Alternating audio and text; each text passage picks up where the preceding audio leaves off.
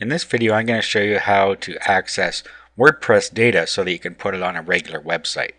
Now, you might want to do this if you have websites that are constantly changing. What you can do is you can just put it in a WordPress post and have that post appear on your website. It's quite easy to do, and you can just go in, update the WordPress post, and your site's updated instantly. I'll show you what I mean by that. First of all, we need to install an instance of WordPress. So we'll just go through Fantastico and we'll set up the database and WordPress blog here. Click on WordPress, new install. Now this has to be on the domain name that you're going to use. It can't be on a different domain name. Okay, so we're going to put this in a working directory. You can put it anywhere you want because you're only going to use this blog to update sites. Okay, and we put in our admin access here. This is just for you to sign in.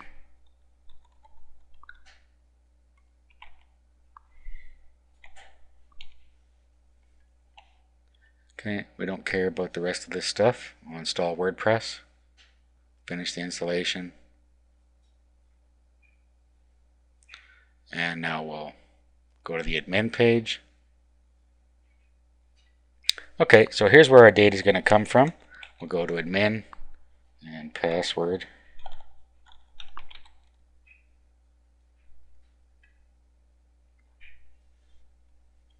Go to posts. Okay, now I'm just going to give you, for instance here, say you had a release schedule that you're going to put on your website that shows you what ebooks you're going to release in a certain month. So what we will do is we'll add a new post. We'll call it release schedule.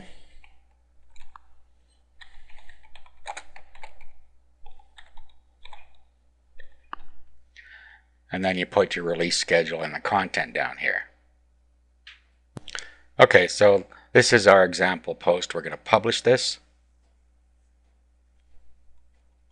Now let's go to settings. There's one more thing we should do. Make sure that our blog is not going to show up in the search engines because we're just using this to make sure that we can use the post on other sites. Okay, it's already set to block search engines but allow normal visitors. That's fine. Okay, now what we want to do next is we need to go to our cPanel. Let's go back here. Go back to our control panel. Then let's go to the file manager. We need to track down the config file for this WordPress blog to get the username and password out of it. Okay, so go to the file manager and we're going to go to the web root.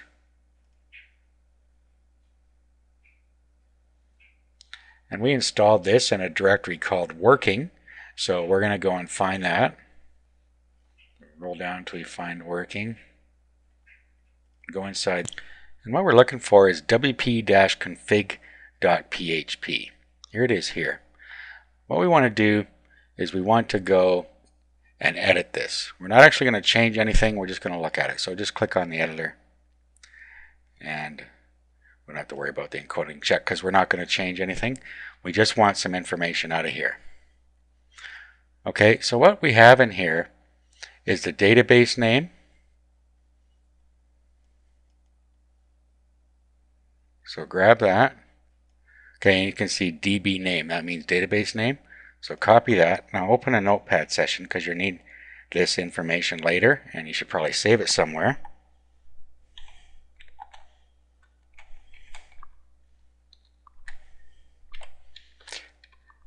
And then you want the username.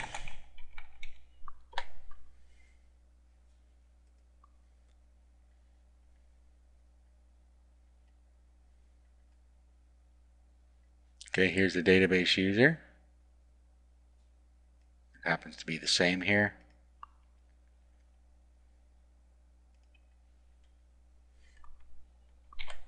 And then the password. These are not the same as what you set up. This is the password to access the database. So here's the password. So grab that out of there. Paste it in here. Okay, you now have what you need to be able to access the database. So what I would do now is I would save this so that I have it ready for use anytime I need it when I want to quote one of my posts in a website. So let's save this, save it as DB info. All right, now the next thing we need to do is just insert some code into the web page we're going to create. Okay, so it doesn't matter whether it's on a blog or anything else, you can access this data.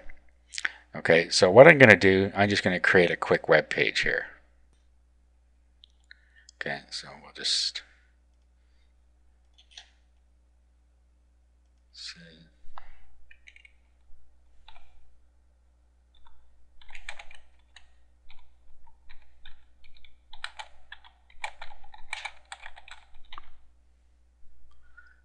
PLR product of the month.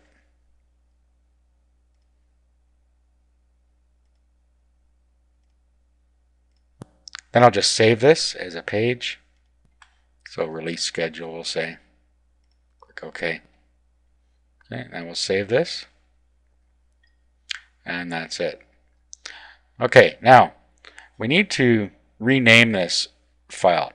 Right now it is named release schedule.html. That's how the file was saved.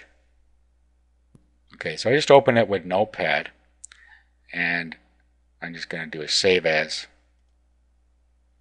and then I'm going to change it to a PHP.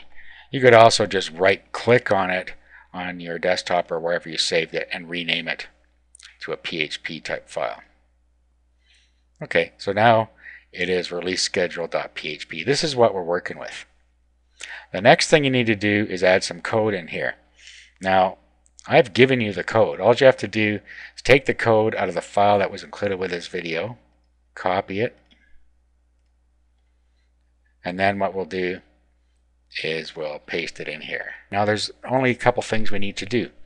First, we need to put the database and the username and the database password in this spot.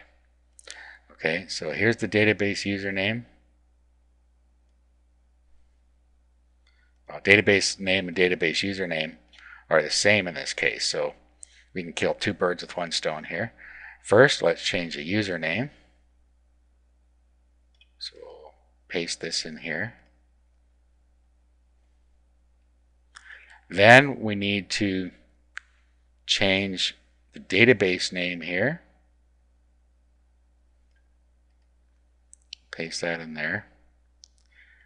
Then we need to change the password.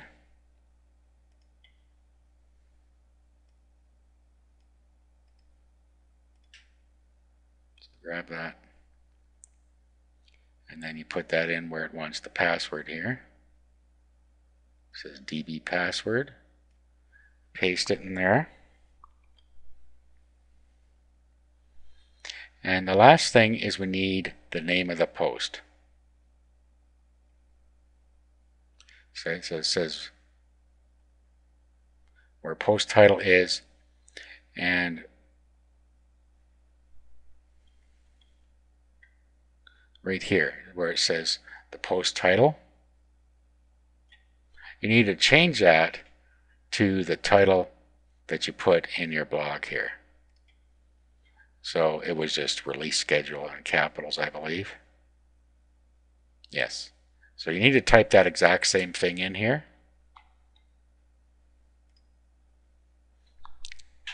So release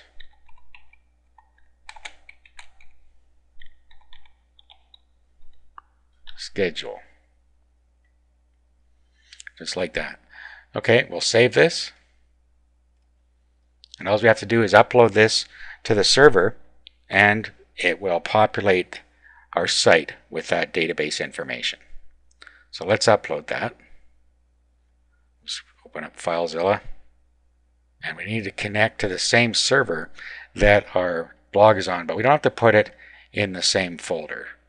Okay, so we could put this, for instance, in the root folder if we wanted. Okay, so I'm just going to put it right in the web documents. I'm going to upload release schedule.php. We'll upload that. Now we'll bring it up on our browser. So in this case, it's going to be thebestinfo.info/release-schedule.php. Okay, now there it is. Now you'll notice that it didn't put any line breaks or page breaks in there. It did bring the data in. So if you wanted to do that, what you need to do is go back and edit your post. Let's just do an edit here. Go into HTML mode. And what we'll do is we'll just put some line breaks in here.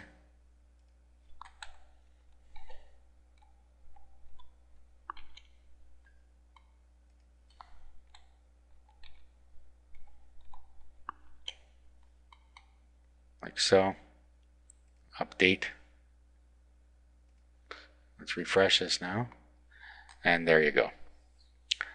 So you need to make sure you just put the line breaks in there like I showed you, and everything will work fine. So that's how you can use a WordPress database to populate a regular web page.